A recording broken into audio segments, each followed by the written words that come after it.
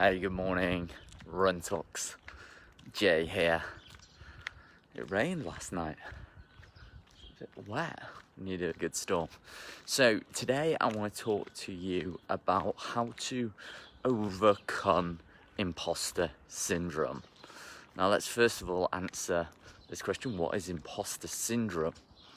Now, imposter syndrome is a psychological phenomenon that in some capacity you are going to get found out as being a fraud, a phony. You're going to find out that you're not good enough. You're going to find out that you're not as skillful as you thought you were. And the fear is often something that comes up when we find ourselves stepping out of our comfort zone, when we find ourselves experiencing some kind of fear in our lives. Now, imposter syndrome is something I honestly believe, I don't know who, it doesn't matter who you are. I think that imposter syndrome is something that we all have faced or will face at some point in our lives, especially if you're the type of person that's actually growing, becoming more, and especially if you run your own business, because there's going to reach a point where somebody's going to be willing to pay you a certain amount of money, and they're going to say to you, in my example, hey Jay, you know, I've got this problem, I've got this vision of where I really want to go, and you've decided on a price, let's call it 10 grand, that you're going to charge them for your services. And what happens is they're like, okay, yeah, I'm really keen, I'm really interested. And you start to think to yourself, can I really charge this? Am I really worth this? Is my program worth this? And then they decide to pay you and you're like, shit, can I actually deliver? So then the imposter kicks in, like that you might be some kind of phony, and you find out, and what if I can't deliver? And what if I'm not enough? And what if I'm not educated enough? Whatever that is for you, that comes out. Good morning, Martin. Good to see you. So imposter syndrome comes up when we're often outside of our comfort zone. Now, in the same way, imposter syndrome can come up, and the fear of being found out, when we're not being authentic, when we're out of alignment with ourselves. So for example, when I first started getting into business, people would often talk about this idea of fake it till you make it. You gotta fake it till you make it. And so naturally, I was told, you need to be the person that gets the results, and then you'll have the results. Makes sense to a degree. The problem is, when you're trying to be something you're not, you feel out of alignment. And then what happens is, if you have any past negative experiences where you've been ridiculed or shamed or being found out for not knowing something, or you've made a mistake, or you've been rejected in some way, you will have this huge feeling, this experience in your body of shame or fear or anxiety that someone is going to find out. I remember when I used to do these videos, and it's like, fake it till you make it. Yeah, everything's great. And we see this on social media all the time. Everything's fantastic. But then what happens is, like I used to do, and this is me just owning this, like I used to do, I used to watch every video back because I was fearful that I would say something that either I was out of integrity in, I wasn't doing myself in my life, or it was just somebody else's stuff that I didn't really understand, or it was just complete and utter BS, or the way that I delivered it just was like, it was rubbish. And so I'd be crippled by this feeling of shame in my life, and so I'd watch videos over and over and over because it needed to be perfect, it needed to be right. Now, why was I feeling that way? I was feeling that way because I was out of my comfort zone and I didn't feel in alignment with who I actually was. So how do we overcome imposter syndrome? Well, imposter syndrome is often when we are also focusing on the negative component of something. So our perspective is imbalanced. We're focusing on all the things we are not. We're focusing on, why do I deserve this? We're focusing on what if they find me out? What if they ridicule me? What if they laugh at me? Did you ever have one of those times when you're at school? Maybe I remember when I was in a classroom one time and I was asked to read a sentence and I couldn't understand the word. So what happened when I put myself forward to read? People laughed at me, people ridiculed me. And so then I was like, I don't want to put myself forward. I don't want to be laughed at again. And that created fear, created anxiety that if I put myself out there, then people are going to find me out as a fake, a phony, that I don't know how to read, I don't know how to do this stuff.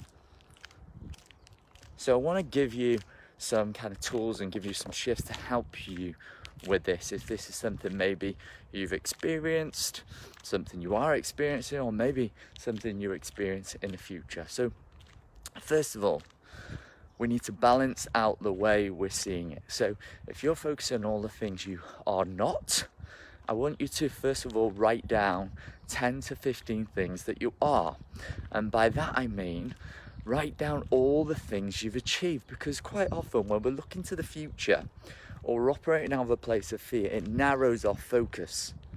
And so we only zero in on the things we're not, which reinforces the belief that I'm not good enough. So what I'd like you to do is write down 10 to 15 things that you've achieved in your life, times where you've added value, where you've made a difference to someone's life. Because here's the thing, if you experience imposter syndrome and you're focusing on things you haven't done, the things you're not, but you're still getting incredible results in your life or had incredible results in your life, then that is all the evidence you need to justify the fact that you are enough. Because we often think we're not enough, but we are enough. So when we gather that evidence, you will start to see that you're already enough. So for example, I know it doesn't matter what people say about me, negative, positive, whatever. I know in my heart, I give my all. I give from a place of my heart. And I create results for people. I help them to create results for themselves. How do I know that? Well, I've had clients that have been in therapy for 5 years. And within 3 months, they've created massive shifts in their lives as a result of working with me. I know I have business owners that have built huge companies as a result of working with me, the shifts. I know that I'm working with people right now and they're saying, I have more energy, I feel lighter. I know that I'm helping people to repair relationships with their families, with themselves, people building self-worth, confidence. I don't say all that to brag. I'm just showing you that when you find the evidence of who you already are, this will be super, super powerful for you. So gather the evidence, the positive evidence, the evidence that you are enough, that you are someone who is adding value and making a difference in the world. And the second thing I'd say is I want you to look, where are you being out of alignment? Where are you not truly being yourself? Are you spouting shit? Is the stuff that you're talking to your friends about, your family about, your clients, your customers, in your marketing, through your social media show reel, is that a true reflection of your life? I want you to look at where you're being out of alignment, because this is what I used to do and this is where I used to feel fake. And one of the reasons we brought Run Talks on the scene is that because I wanted to challenge social media and my own profile while adding tremendous value to people, to show people that you don't need to be perfect. You don't need to have it all figured out in order to add value and make a difference in people's lives. That's the true reason why I started doing these videos and Run Talks. And so what I did, and here's the simple tool that I'm going to give you, and this is going to be so powerful in helping you to build trust with the people you're engaging with. It's going to help you on things like sales calls. It's going to help you in every area of your life. Are you ready? This is a tool which I call Own It. Own it. Oh, gardeners. So, if you're experiencing a feeling and it feels uncomfortable, even if you're not the person that's competent enough to deliver what you are delivering to a person right now, or you are nervous, or you are scared, or you're anxious, or this is the first time you've ever done this. Simply put, and this is going to be so powerful and it's going to build trust with people, all you really need to do is own it. Is own it. I don't come on here and pretend I have everything figured out. I really don't. And I don't want to portray that message. I don't come on here and pretend that, whoa, I don't have challenges with my habit creation. I don't want to come on here and pretend I don't have habit challenges with my focus. Because I do at times. I do. Sure, 80, 90, 95% of the time, I'm pretty good because I've done the work. I've done the deep work. I've cleaned up my past, which is really the third component, and it's about to pee down. I've cleared up my past. Because if I'm feeling shame for who I am, or I'm feeling like I need to be someone I'm not, clearly there's something driving that behaviour. I mentioned earlier the times that you were laughed at in school, the times that people rejected you or ridiculed you, the times that people were dishonest with you. Whatever that is for you, that is the stuff that we must clear up. And that's why in the first part of my programme, that's the very first thing we work on. Why? Because it's affecting everything you do. Every behaviour, every action, the vision that you're creating for yourself. What if you're creating a vision for yourself based on something that happened in the past, which is stopping you from truly living your purpose and feeling the joy and fulfillment and aliveness that you really want for yourself through pursuing the thing that most lights you up? So we must do this. So first of all, we must find evidence. Find evidence of who you really already are, what you've already achieved.